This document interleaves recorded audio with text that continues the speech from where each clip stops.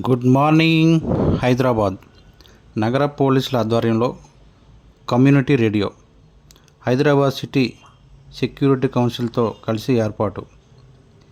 ఇతర ఎఫ్ఎం రేడియోలకు ధీటుగా అందుబాటులోకి, వినోదంతో పాటు వివిధ అంశాలపై అవగాహన వెల్లడించిన police commissioner Kothakota Srinivasa Reddy. Good morning Hyderabad. త్వరలో నగర పోలీసుల నోటి వెంట ఇలాంటి మాట వినిపించనుంది. హైదరాబాద్ సిటీ సెక్యూరిటీ కౌన్సిల్తో కలిసి సిటీ పోలీస్ విభాగం ఓ కమ్యూనిటీ రేడియోను ఏర్పాటు చేయనుండడమే దానికి కారణం. ఇతర ఎఫ్ఎం రేడియోలకు ధీటుగా అన్ని అంగులతో త్వరలోనే ఇది అందుబాటులోనికి రానుందని నగర పోలీస్ కమిషనర్ కొత్తకోట శ్రీనివాసరెడ్డి బుధవారం ప్రకటించారు. నగర పోలీస్ విభాగానికి ఇప్పటి వరకు ఎలాంటి రేడియో లేదు. అయితే కొన్నాళ్ళుగా వివిధ ఎఫ్ఎం రేడియోలతో పాటు ఇతర మీడియా సంస్థలతో కలిసి పనిచేస్తున్నారు. బోనాలు, గణేష్ ఉత్సవాల వంటి కీలక ఘట్టాలతో పాటు సున్నిత అంశాలపైన ప్రజల్లో అవగాహన కల్పించడానికి ఈ వేదికల్ని వాడుకుంటున్నారు.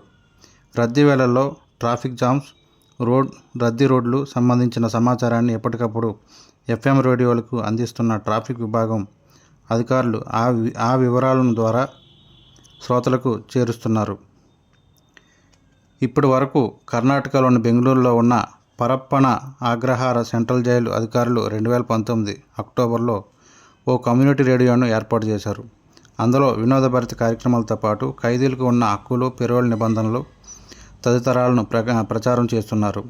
అలాగే గుజరాత్లోని రాజ్కోట్ సెంట్రల్ జైలు అధికారులు సైతం 2021 డిసెంబర్లో ఓ రేడియోను ప్రారంభించారు. ఈ రెండు ఖైదీల ఆధ్వర్యంలో నడిచే రేడియో కావడం గమనార్హం.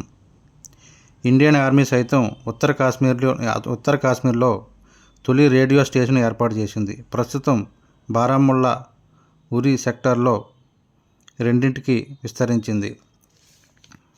అలాగే నగర పోలీస్ విభాగం ఏర్పాటు చేస్తున్న కమ్యూనిటీ రేడియో అందరినీ ఆకట్టుకునేలా ఉండాలని ఉన్నతాధికారులకు నగర కమిషనర్ దిశానిర్దేశం చేశారు. ఈ మేరకు ఎస్సీతో కలిసి రూపుదిద్దుతున్నారు.